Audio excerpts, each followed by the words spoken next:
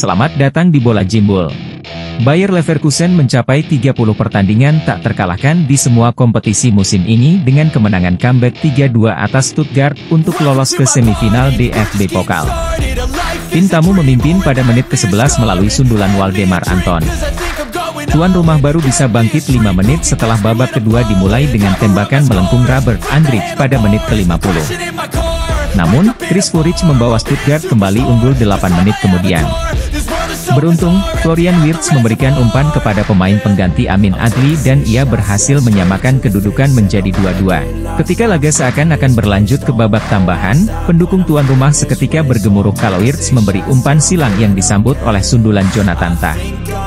Dengan kemenangan ini, Leverkusen adalah tim pertama di 5 liga top Eropa yang mencapai 30 pertandingan tak terkalahkan di semua kompetisi sejak awal musim.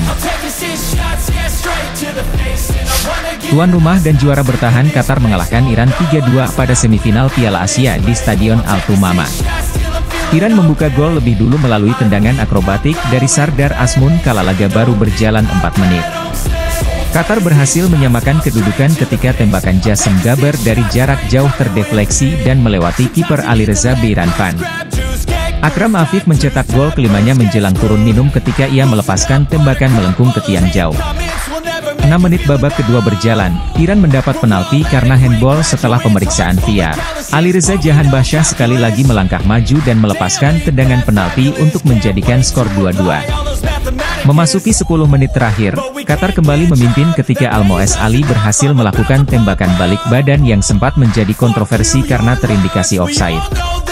Wasit memberi injury time 13 menit, namun, Iran justru harus bermain 10 orang karena Khalilzadeh menjatuhkan Akram Afif saat serangan balik. Qatar pun menang dan melaju ke final untuk menantang debutan partai final Piala Asia, Jordania. Athletic Bilbao mengalahkan Atletico Madrid 1-0 di leg pertama semifinal Copa del Rey di Stadion Civitas Metropolitano. Tuan rumah memulai dengan serangan intens dan menciptakan peluang dari Rodrigo de Paul, Memphis Depay dan Antoine Griezmann.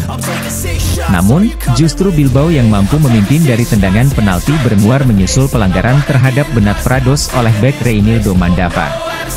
Tim tamu bertahan dengan baik setelah turun minum dan Atletico memiliki peluang saat wasit menunjuk titik putih setelah Alvaro Morata dilanggar. Namun, wasit menarik keputusannya setelah ada tinjauan dari VAR bahwa itu bukan penalti. Skor kemenangan 1-0 Bilbao bertahan hingga peluit akhir. Hasil ini mengakhiri rekor 28 pertandingan kandang tak terkalahkan Atletico Madrid sejak Januari 2023. Setelah hasil yang mengecewakan dalam 2 pertandingan Chelsea di Liga Primer, akhirnya mendapatkan kebangkitan setelah mengalahkan Aston Villa 3-1 di Piala FA. Kekalahan besar berturut-turut di Premier League minggu lalu membuat manajer Pochettino berada di bawah tekanan kuat. Villa sebenarnya mengawali pertandingan dengan baik namun terhenti pada menit ke-11 ketika Conor Gallagher melakukan penyelesaian placing. 10 menit berselang, giliran Nicholas Jackson yang mencatatkan namanya di papan skor setelah melakukan sundulan tak terkawal.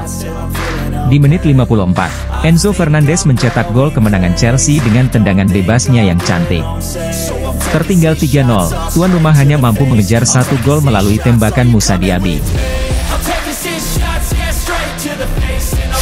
Nigeria berhasil mengalahkan Afrika Selatan lewat drama adu penalti 4-2 dalam pertandingan semifinal Piala Afrika 2023 setelah bermain imbang 1-1 di waktu normal.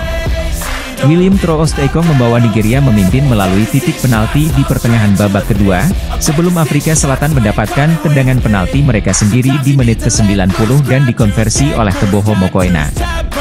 Penalti diberikan setelah Victor Osimhen mengira ia telah mencetak gol untuk membawa Nigeria unggul 2-0, namun, wasit berkoordinasi dengan VAR dan malah memberikan hadiah penalti untuk Afrika Selatan atas pelanggaran sebelum terjadinya gol Osimhen.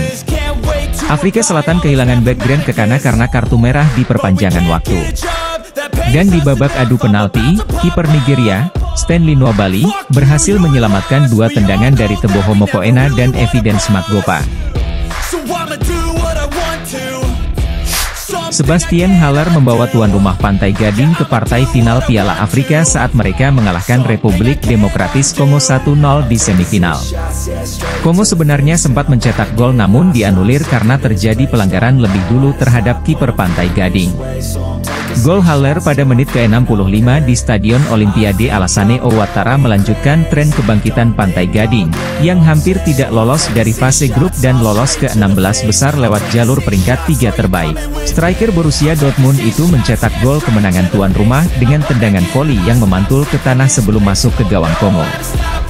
Di partai final, Pantai Gading akan melawan Nigeria yang mengalahkan Afrika Selatan lewat adu penalti.